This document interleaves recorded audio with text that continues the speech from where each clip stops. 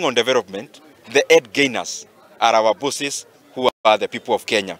Na nikimaliza hiyo, niseme kama chairman wa budget, we are working around the clock to make sure that NGCDF resources and funds are released hopefully this week or next week so that learners can be able to be capacitated through NGCDF via bursaries to join various schools and also to report in their ongoing schools. So, nataka nihakikishia Wakenya wote, ile maneno tunaangalia sana ni vile tunaokota pesa kama kodi.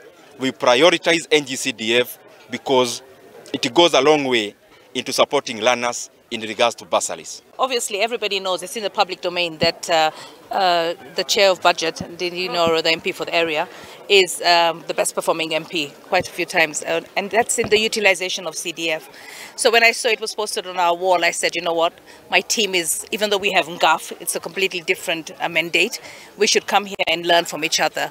And I've learned a lot, especially, I mean, for me, I think every MP in Nairobi should really look into this model because, one, you bring the fee down to 1,000 shillings, so it's affordable. Right now, people are struggling with resources. Very little work. So the biggest lesson that we take from here is that you can use creatively the little money that you have and you give a lot of value with that money.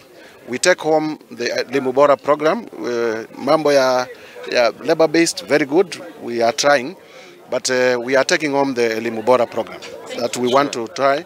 And just to tell Kenyans that future elections will be based on development track record. Future elections, story ya kupigia watu mastori mingi na hadithi inakwisha na hii.